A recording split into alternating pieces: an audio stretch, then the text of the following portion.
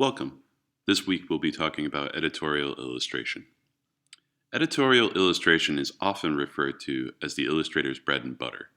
Between online publications seeking spots and header illustrations and print publications from magazines to newspapers to flyers and gig posters, there is a never-ending supply of work and a consistent desire to set publications and companies apart from the rest. Unique editorial illustration is one of the easiest ways to achieve this.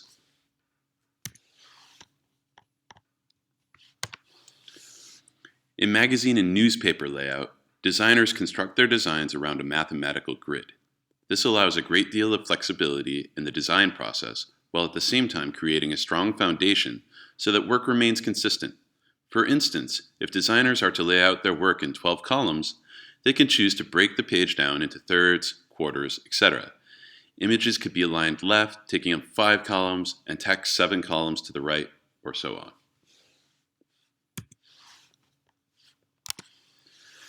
Here you can see a 6-column layout. The text columns retain their scale and images align within the grid.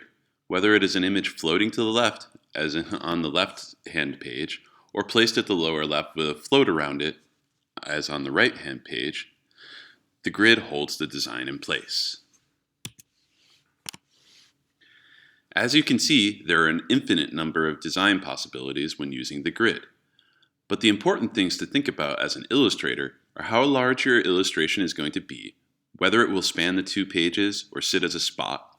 And with the answers to these questions, we begin to think about the gutters, or where the center line of the page.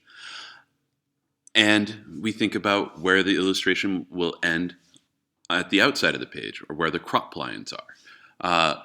We don't want to lose any information around the edges. We don't want to lose any information in the gutters. So we want to make sure that our illustrations aren't too busy in those areas. Also, if there's to be any type interacting with our illustrations, we want to make sure that the image is not too busy where that type will be going either. Here is a good example of an editorial illustration. A good editorial illustration will supplement the story that is being told. This illustration is from a Norwegian publication which speaks about a string of wildfires that were started from the brakes on freight trains throwing sparks. However, the train is not necessary within the image to tell the story. We're dependent upon the words to tell the story.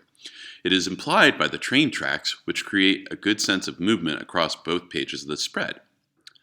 The colors within the larger illustration at top work with the colors in the smaller illustration of the train wheels, and the text is a similar value, black, to the blacks used in the illustration.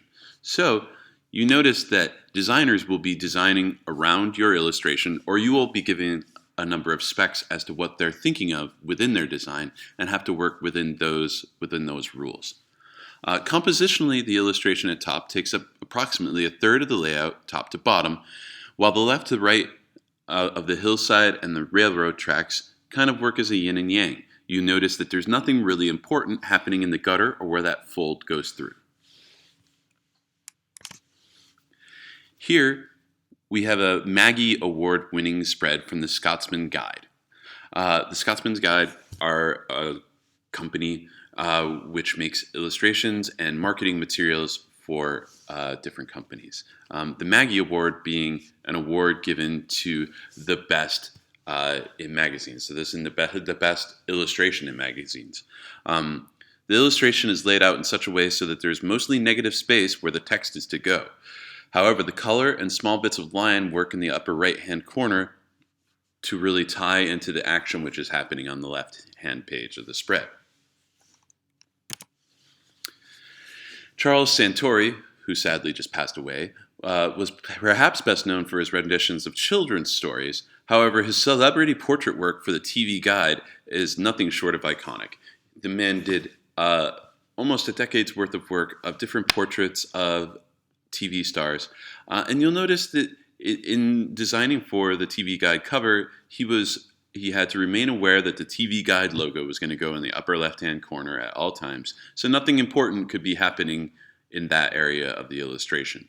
So all the details that are going to tell you who is in that illustration are going to be elsewhere within the illustration. He also needed to make ensure that there was room for whatever other type was going to be in the illustration. So here we have Red Fox and Peter Falk going back in time for you. This is some work from Mark English. So Mark English did a bunch of Time magazine covers. And again, you'll notice that there's dead space in the illustration where the Time and a Time logo is going and where any title bits are going to go.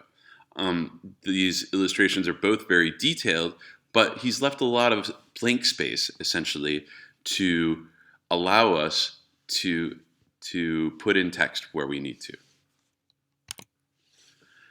This is the work of Adrian Tomine. Adrian Tomine is actually a comic book illustrator from Toronto, Ontario. And a lot of his work is just about everyday life. So the interesting thing here is that illustrators who work in very unique mediums like comics or off-the-wall alternative publications are often included in some editorial illustration work because it really sets the publishing company or the magazine apart. So Adrian Tomine's work is often seen in publications like The New Yorker or here in the city. The comic aesthetic gives the magazines a calmer and more personal vibe than perhaps maybe a photograph would do. Here's Chris Ware. Chris Ware is another comic book artist who is used in a lot of editorial illustration gigs. And again, we get a lot of detail, a lot of different ideas, and a lot of different angles put into some really serious publications. Here's the work of Gracia Lamb. Also a little bit whimsical, but you'll notice that the illustration to the left is for the New York Times. While it's still whimsical in illustrative nature, it's talking about very serious subjects. The one to the right, you can feel the seriousness of the subject. However, it still feels calm and easy to look at. This is the work of Ryo Takamasa, a very big illustrator in Japan. Lots of his work shows up on various newspaper publications and magazine publications overseas. Here we have some very calm colors, a lot of pattern going on, and really will work nicely with any number of text combinations. You see a lot of dead space up at the top where we can add text. You see a little bit of dead space down at the bottom where we could also add text, depending on how the text was designed. This is the work of Kelsey Heinrichs. This is a little bit busier. So these illustrations are probably going to be set alone without any text over top of them. There's really not much dead space. So they wouldn't work very well maybe as a cover illustration unless you had a designer that was doing a lot of work along with it.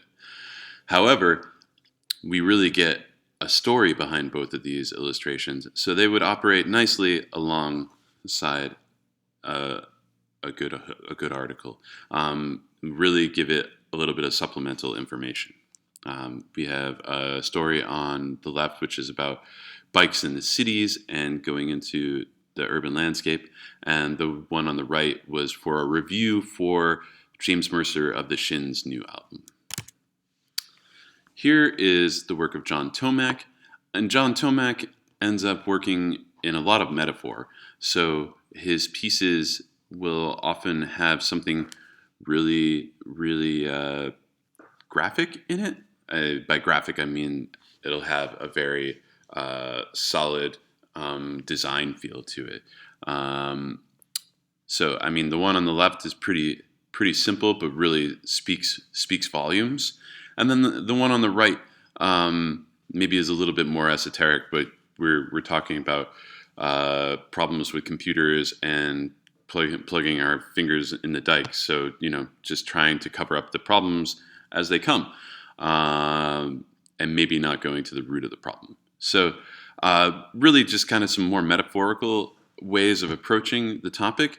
And this This kind of working well with a lot of the headier articles that you might be reading. So as you can see from this slideshow, there's really a number of different ways that you can attack some editorial illustration, and there's really a lot of different opportunities for you with the types of home publication. So that is a brief introduction to editorial illustration. Thank you.